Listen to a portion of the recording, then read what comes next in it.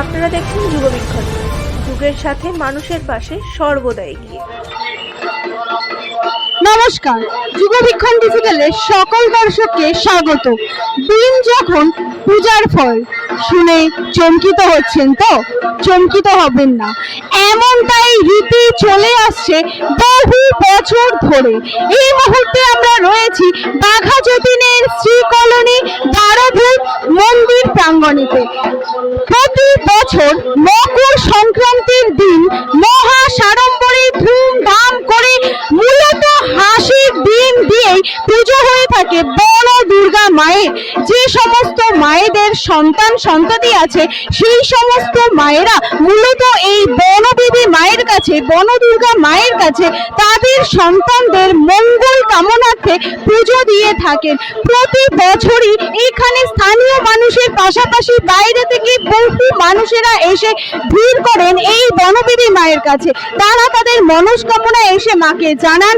এই পুজোর মূল বিশেষিত বিষয় হলো হাসির ডিম দিয়ে পুজো হয়ে থাকে এই বনদুর্গা মায়ের। 75 বছরে পদার্পণ করলো এই ঐতিহাসিক আশ্চর্যজনক পুজো, যেখানে মেন ফল হচ্ছে হাসির ডিম। আমাদের ক্যামেরা পার্সনকে বলবো সমগ্র পূজা প্রাঙ্গণ আমাদের যুগবীক্ষণের দর্শকদের উদ্দেশ্যে তুলে ধরার জন্য।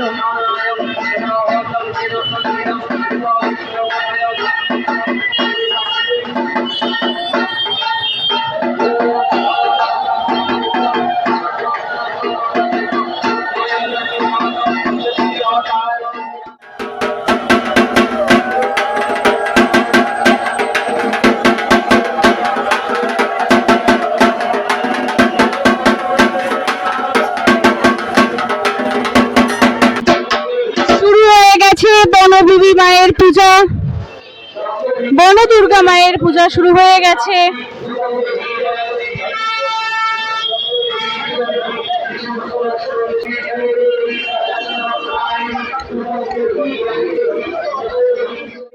বনদেবী মায়ের পূজার এক্সক্লুসিভ দৃশ্য ফুটে উঠেছে যুগবীক্ষণের ক্যামেরায়।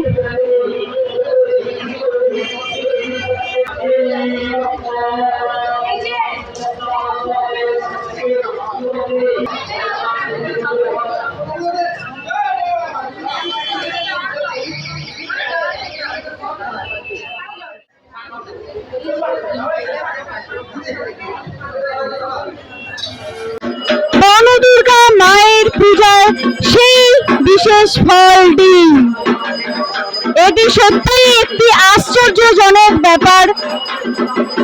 হাসির ডিম দিয়ে মূলত পুজো হয়ে থাকে বনদুর্গা মায়ের এই পূজা। সেই পূজার এই বিশেষ ফল এই যে দেখা যাচ্ছে রয়েছে ডিম।